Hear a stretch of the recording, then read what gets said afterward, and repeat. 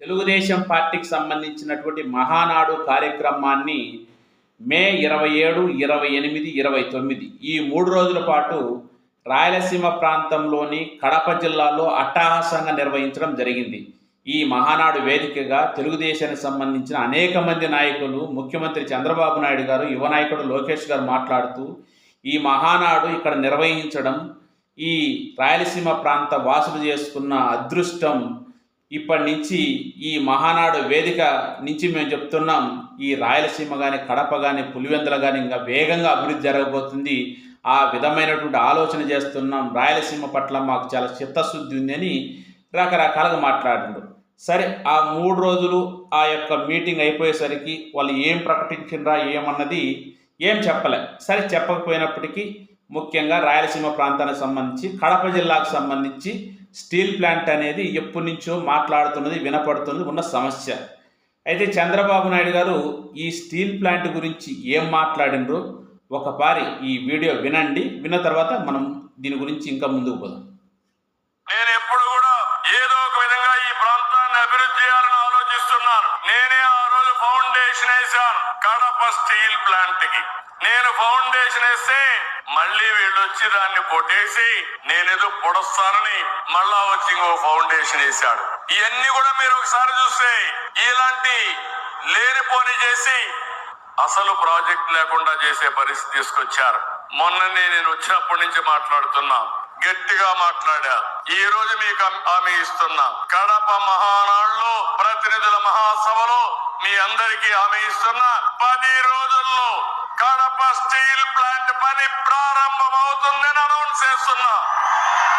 Phase 1 4,500 కోట్లు. భగవంతుడు కరుణిస్తే phase 2 కూడా ఇంకొక 4,500 కోట్లు, 9,000 కోట్ల రూపాయలతో రాయలసీమ స్టీల్ ప్లాంట్ వస్తే ఫేజ్ 1 పూర్తి చేసుకోగలిగితే ఫేజ్ 2 కూడా సుజావుగా వస్తుంది. మొన్నే జిందాలతో మాట్లాడా.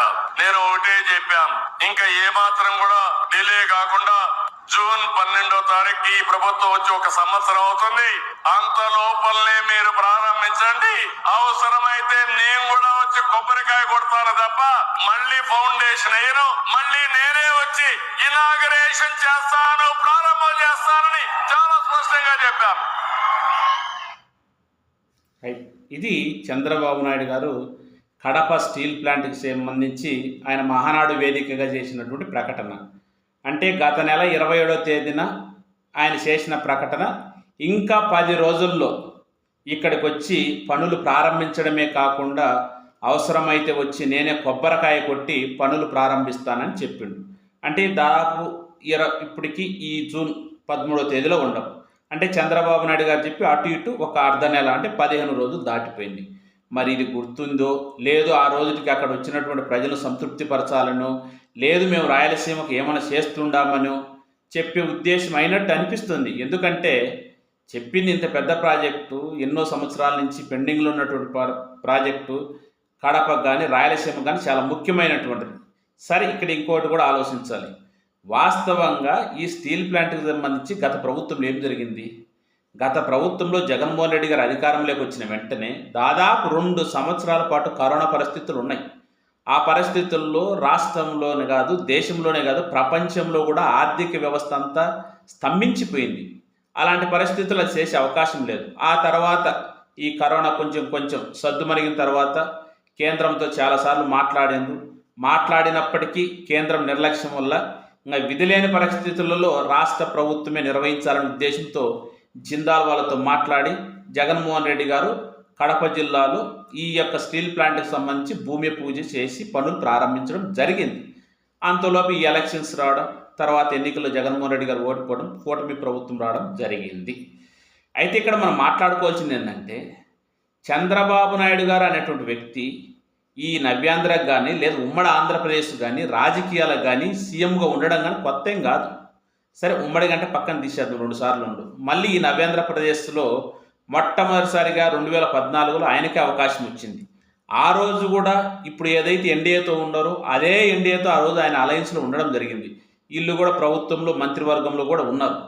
అలాంటి పరిస్థితుల్లో అప్పుడు దాని మీద సరైనటువంటి శ్రద్ధ తీసుకోక, దాని గురించి ఆలోచించక చివరిలో 2019 ఎలక్షన్స్కి ముందు ఆ బీజేపీతో విభేదించి మళ్ళీ వాళ్ళను దూషించి ద్వేషించి కేంద్రం మాకు సాయం చేయడం లేదని ఆ రోజు ఎవరైతే తెలుగుదేశంలో ఉన్నటువంటి సీఎం రమేష్ చేత నిరాహార దీక్ష చేపించి స్టీల్ ప్లాంట్ కావాలని ఏదో గందరగోళం చేసిండ్రు. అయినా కూడా ఆ గందరగోళంలో కూడా చంద్రబాబు నాయుడు రాష్ట్ర ప్రభుత్వమే దీన్ని టేకప్ చేయబోతుందని ఆయన కూడా అప్పుడు భూమి పూజ చేసి శంకుస్థాపన చేసి పోయింది. ఆ తర్వాత జగన్మోహన్ రెడ్డి గారు గెలిచిండ్రు. సరే, జగన్మోహన్ రెడ్డి గారు ఏం చేసింది మనం చెప్పినాం. అయితే ఇక్కడ మళ్ళీ చంద్రబాబు నాయుడు గారు ఇప్పుడు వాళ్ళ కూటమి ప్రభుత్వం ఏర్పడి అటు ఇటు సంవత్సరం రోజులైంది. ఇప్పుడు మళ్ళీ ఏమంటున్నాడు, మళ్ళీ 10 రోజులు వచ్చి పనులు ప్రారంభిస్తాం, కొబ్బరికాయ కొట్టిపోతాము అంటున్నాడు. ఇక్కడ బాగా ఆలోచించాల్సింది ఏంటంటే, మనం చంద్రబాబు నాయుడు గారిని విమర్శించాలను ఇంకొకరిని పొగడాలనేది మన ఉద్దేశం కాదు. వాస్తవంగా చంద్రబాబు నాయుడు గారికి 2024లో ఎలక్షన్స్ గెలిచిన వెంటనే ఈ సంవత్సరం రోజులు ఈ సమస్య తెలియదా? కొత్తగా ఆయనకి ఈ సమస్య కాదు కదా. ఆల్రెడీ ఇంతకుముందు ఆయన శంకుస్థాపన చేసిండు. 2014 నుంచి 19 మధ్యలో ఆయన సీఎంగా ఉండగా ఒక పారి శంకుస్థాపన చేసినటువంటి వ్యక్తి. అలాంటిది వచ్చిన వెంటనే దీని గురించి ఎందుకు ఆలోచించలేదు?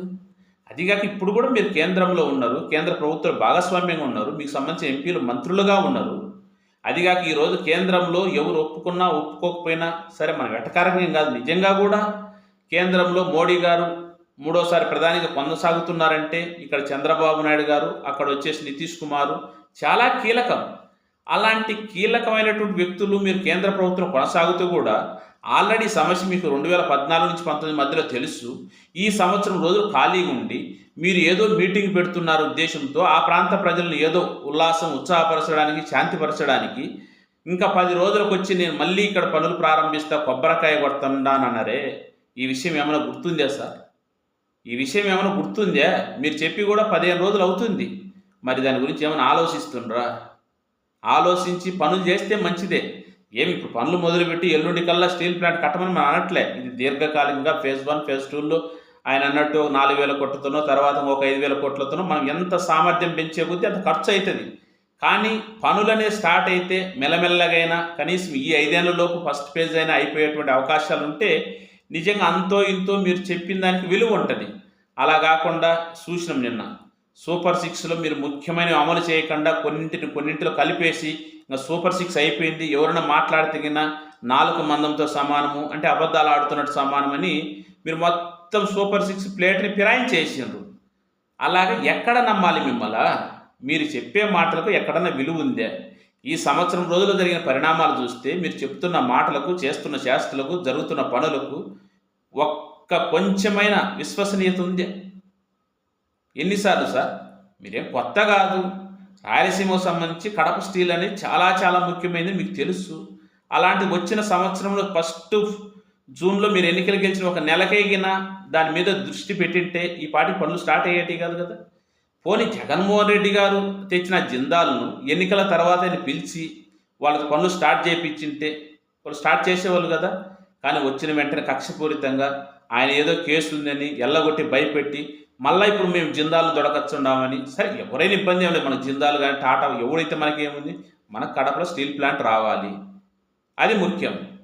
పోనీ అదేని ఇప్పుడేం గుర్తుపెట్టుకొని మీరు చెప్పినటువంటి డేటు ఇప్పుడైనా పనులు ప్రారంభించే విధంగా ఆలోచించి ఈ రాష్ట్రానికి ముఖ్యంగా రాయలసీమకు మంచి చేకూర్చాలనేది మన ఆలోచన. అంతేగాని ఏదో మిమ్మల్ని టార్గెట్ పెట్టుకొని మిమ్మల్ని విమర్శించాలనో ఇంకోటి కాదు. దయచేసి దీని గురించి ఆలోచించి మీరు వచ్చి కొబ్బరికాయ కొట్టి ఈ కడప స్టీల్ ప్లాంట్ ప్రారంభించి వెళితే అందరికి సంతోషంగా ఉంటుంది. మీరు మహానాడులో చెప్పినట్టు సరే రాయలసీమ అంతా దశ మారిపోద్దా, మీ జీవన విధానాలు చాలా బ్రహ్మాండంగా ఉండిపోతాయా, ముఖ్యంగా పులివెందుల ప్రాంత ప్రజలందరూ ధనవంతులు అవుతారా, ఏదో అవన్నీ వరకు మనం చేసే కామెంట్లు కూడా అనవసరం అనిపించదు ఒక పారి. కాబట్టి మీరు చెప్పిన మాటలు అలా ఉన్నాయి కాబట్టి అలా మాట్లాడాల్సింది వచ్చింది కొన్ని సందర్భాల్లో. ఆ పని మాత్రం మీరు తొందరగా చేయండి. ఒకవేళ ఈ విషయం మర్చిపోయి ఉంటే మన వీడియో ద్వారా ఎవరైనా తెలుగుదేశంలో సంబంధించిన ఆ ప్రభుత్వంలో ఎవరికైనా తెలిసినా కూడా ఒకసారి ఈ వీడియో చూస్తే అది సీఎం గారి దృష్టికో లేదా మీ స్థాయిలో ఆ దృష్టి తీసుకుపోయి ఆ స్టీల్ ప్లాంట్ ముందుకు తీసుకుపోయే విధంగా మీ వంతు ప్రయత్నం ఉంటే అంతకంటే మనము ఆనందపడడం కానీ ఇంకోటి కానీ అంతకు మించి ఏమి ఉండదు మనకు.